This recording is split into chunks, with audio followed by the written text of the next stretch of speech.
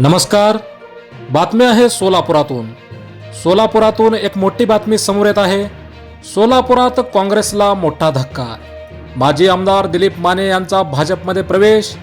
आगामी महानगरपालिका, जिल्हा परिषद आणि पंचायत समिती निवडणुकीच्या पार्श्वभूमीवर दिलीप माने यांचा मोठा निर्णय. आगामी निवडणुकांच्या पार्श्वभूमीवर काँग्रेसला जबर धक्का. दिलीप माने यांचा भाजपमध्ये प्रवेश. सोलापूर महानगरपालिका निवडणुकीच्या तोंडावर काँग्रेसला मोठा धक्का बसला आहे. काँग्रेसचे माजी आमदार व सोलापूर कृषी उत्पन्न बाजार समितीचे सभापती दिलीप माने यांनी आज मुंबईत भाजपमध्ये प्रवेश केला. दरम्यान भाजपचे प्रदेशाध्यक्ष रवींद्र चव्हाण यांनी दिलीप माने यांचे भाजपमध्ये स्वागत करून पुढील कार्यासाठी शुभेच्छा दिल्या. यावेळी महसूल मंत्री चंद्रशेखर बावनकुळे, आमदार सचिन कल्याण शेट्टी यांच्यासह अन्य लोकप्रतिनिधी व मान्यवर उपस्थित होते. याचवेळी माजी नगरसेवक जयकुमार माने व नागेश ताकमोगे, पृथ्वीराज माने यांचाही भाजपमध्ये प्रवेश झाला.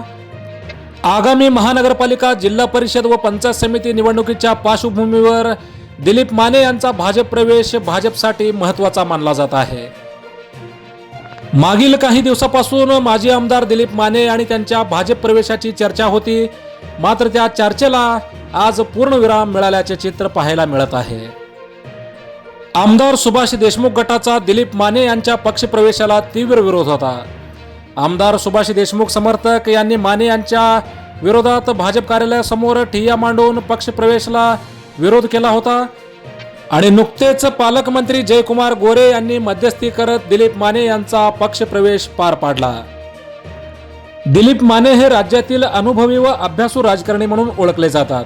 त्यांनी अनेक वर्षे भारतीय राष्ट्रीय काँग्रेस पक्षात काम केले असून आमदार म्हणून त्यांनी मतदारसंघातील विकास कामे, सामाजिक प्रश्न आणि जनतेच्या समस्या विधानसभेत प्रभावीपणे मांडल्या आहेत.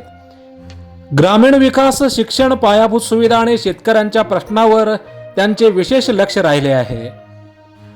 पक्षप्रवेशानंतर दिलीप माने म्हणाले, पंतप्रधान नरेंद्र मोदी यांच्या नेतृत्वाखाली देशात होत असलेले विकास कार्य तसेच महाराष्ट्रात भाजपच्या माध्यमातून राबवण्यात येणाऱ्या लोककल्याणकारी योजना यामुळे प्रभावित होऊन मी भाजपमध्ये प्रवेश करण्याचा निर्णय घेतला आहे.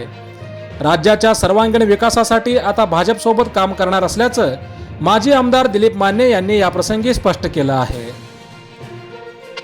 प्रदेशाध्यक्ष रवींद्र चव्हाण यांनी दिलीप माने यांचे पक्षात स्वागत करताना सांगितले, दिलीप माने यांचा राजकीय अनुभव, जनसंपर्क भाजपसाठी निश्चितच उपयुक्त ठरेल.